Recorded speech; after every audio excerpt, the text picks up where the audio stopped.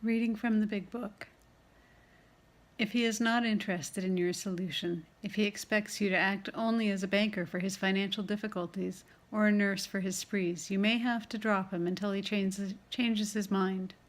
This he may do after he gets hurt some more. If he is sincerely interested and wants to see you again, ask him to read this book in the interval. After doing that, he must decide for himself whether he wants to go on. He should not be pushed or prodded by you, his wife, or his friends. If he is to find God, the desire must come from within. If he thinks he can do the job in some other way or prefers some other spiritual approach, encourage him to follow his own conscience. We have no monopoly on God. We merely have an approach that worked with us. But point out that we alcoholics have much in common and that you would like, in any case, to be friendly. Let it go at that. Do not be discouraged if your prospect does not respond at once. Search out another alcoholic and try again. You are sure to find someone desperate enough to accept with eagerness what you offer. We find it a waste of time to keep chasing a man who cannot or will not work with you. If you leave such a person alone, he may soon become convinced that he cannot recover by himself. To spend too much time on any one situation is to deny some other alcoholic an opportunity to live and be happy. One of our fellowship failed entirely with his first half-dozen prospects.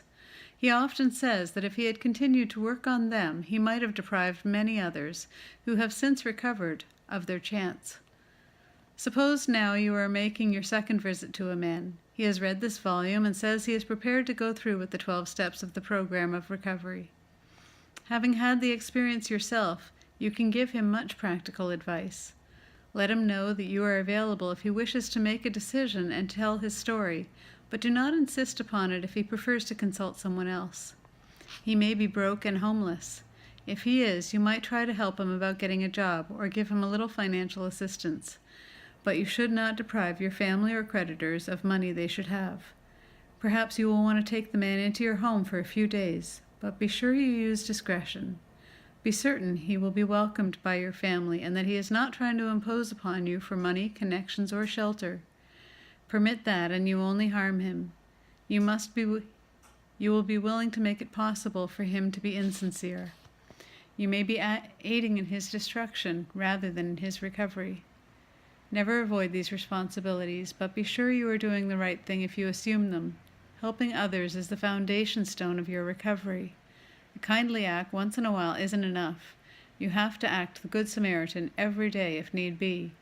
It may mean the loss of many nights' sleep, great interference with your pleasures, interruptions to your business. It may mean sharing your money and your home, counseling frantic wives and relatives, innumerable trips to police courts, sanitariums, hospitals, jails, and asylums. Your telephone may jangle at any time of the day or night. Your wife may sometimes say she is neglected. A drunk may smash the furniture in your home or burn a mattress.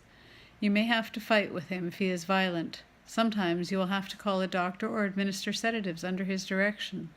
Another time you may have to send for the police or an ambulance. Occasionally you will have to meet such conditions.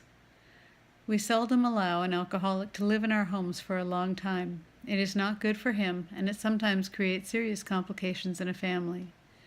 Though an alcoholic does not respond, there is no reason why you should neglect his family. You should continue to be friendly to them. The family should be offered your way of life.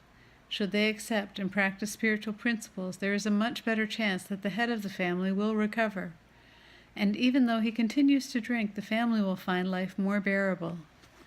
For the type of alcoholic who is able and willing to get well, little charity, in the ordinary sense of the word, is needed or wanted. The men who cry for money and shelter before conquering alcohol are on the wrong track. Yet we do go to great extremes to provide each other these very things when such action is warranted. This may seem inconsistent, but we think it is not. It is not a matter of giving that is in question, but when and how to give. That often makes the difference between failure and success. The minute we put our work on a service plane, the alcoholic commences to rely upon our assistance rather than upon God. He clamors for this and that, claiming he cannot master alcohol until his material needs are cared for. Nonsense. Some of us have taken very hard knocks to learn this truth, job or no job, wife or no wife. We simply do not stop drinking so long as we place dependence upon other people ahead of dependence on God.